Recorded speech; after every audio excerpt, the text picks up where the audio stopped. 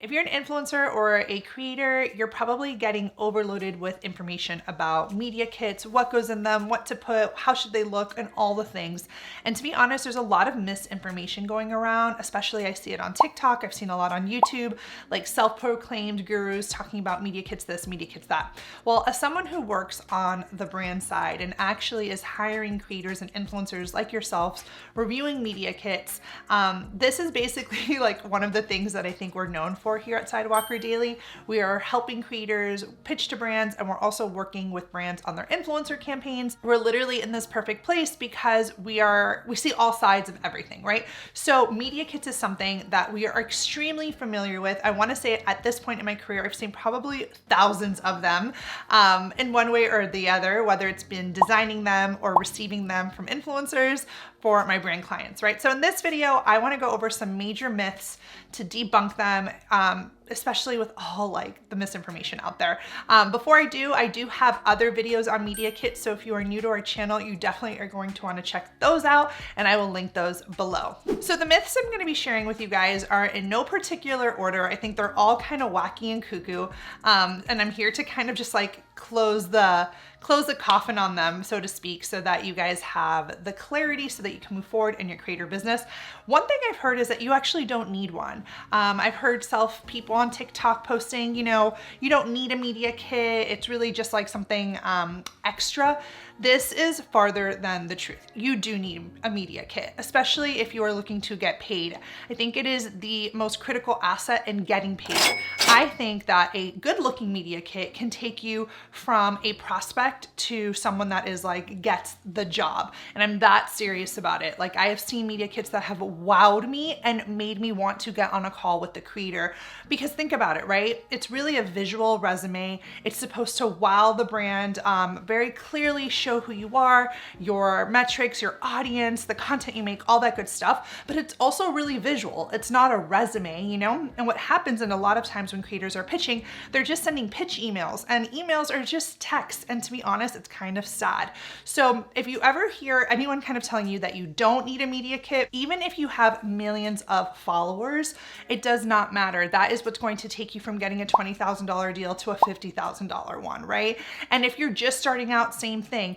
Even if you are just starting out, and this is something that you really want to take seriously, having a media kit is it's an asset for your business. It is something that is going to revenue generate for you. So I don't care if you even have 1,000 followers, if you're taking this seriously and you're actively pitching to brands or brands are coming to you, have a media kit ready to show them. Now, a second myth I hear all the time has to do with length of the media kit. I hear people saying, you need to only have 2 pages on your media kit. Is that true?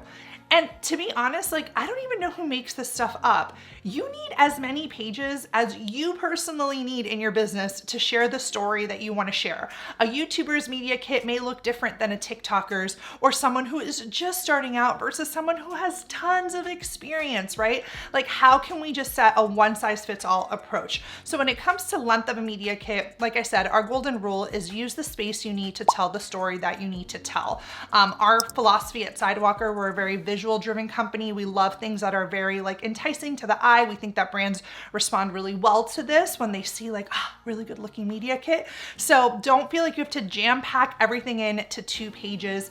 If you need more, take the liberty to use more. I rather have things feel spaced out and easy to digest than really, really crammed and difficult to understand. I also want to say that you can have different media kits based on different things that you're pitching, right? So our design studio here at Sidewalker Daily will onboard a creator, right? And the creator will come to us and be like, okay, I need a media kit for pitching and I need one for in-person. So we'll actually design them, a beautiful, like, robust media kit that they're using for their bigger campaigns. And then we'll tighten it up to give them a 2-pager in case they need that for an in-person pitch, or if they're going to a conference or they need it for networking, right? So like, you can take that same information and use it in different layouts. It does not have to, you don't have to just stick to one. Now, if you are a creator or influencer and you want a media kit and you don't want to do it yourself, then that's something that we can help you with. We have an entire design studio focused on creating the most beautiful media kits, I think, in our industry. It's really our sweet spot here at Sidewalker Daily because we love pitching and we know how important media kits are.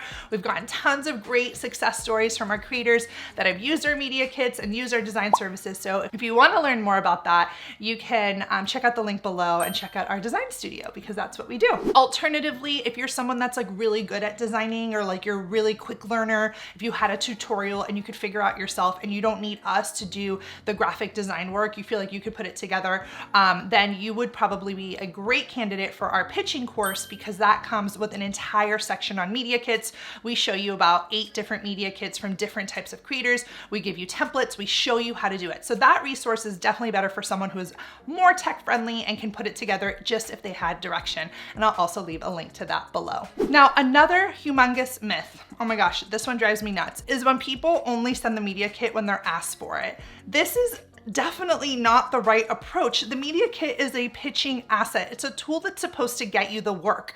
So why would you have a brand ask you for it? It's actually delaying the process of you maybe getting a yes. Whereas if you have this as a material that you use in your pitches, you know, you don't want to have the brand ask you for it. You want to, you know, deliver it without them knowing, saying something like, attached you'll find my media kit, you know, so that you can learn a little bit more about me and my audience or my work, stuff like that, right? Feel free to give it to them without them asking because this is what should wow them and be the document that gets them to want to work with you. So definitely do not wait for them to ask you for it. Okay, so this is another one that you should put it on your website. I hear people talking about this all the time, like put your media kit on your website. I don't necessarily agree with that. I think as a creator, if you have a website, you know, you can have a really strong work with me page, but your media kit is private and it's also a really good lead generator. So you want brands to request it, right? So like if you have a system where a brand can submit a form to request your media kit, you're getting a lead. You're getting someone that is interested in working with you. And then you can follow up with them, pitch to them, get them on a call, do all the things that we teach here at Sidewalker Daily to get that brand partnership. So definitely don't just have it on your website. And also we just feel like the internet's like a really weird place. You never know who's gonna stumble upon it, make a TikTok video about it, share it with the public. I don't even know. I just wouldn't want that sort of information out there. Our media kits are quite personal in the sense that, you know, they may have a testimonial or include like case studies and things of that nature. So regardless, whatever you put in the media kit, you should assume that the public can see it. But I personally would not recommend having it on your website.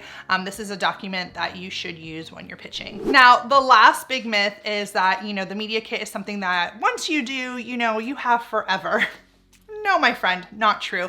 This is a breathable, livable document. You should be updating it constantly. This is a type of document that you want to update your metrics. You want to, you know, maybe use different media kits for different pitches. So for example, we have a creator who did our Pitching to Brands Master course, and she was pitching to a travel company. So what did we do? We went in and made her media kit more travel focused. Then she was pitching to a fashion brand. What did we do? We duplicated the media kit and made it a little bit more fashion heavy, right? So you as a creator, as a business owner, you need to think critically. Your media kit should not be something that you just set and forget. It's something that you need to be constantly adding to because it's that, you know, it is that document that should be getting you the work or at least getting you on calls, helping you network and opening doors. Now, like I said, guys, this is what we do here at Sidewalker. So if you need help with your media kit, you can either look into our course as a self-study and do it yourself, or you can reach out to us and we can design it for you, and you can just take a look at all the success stories and wins that we've had.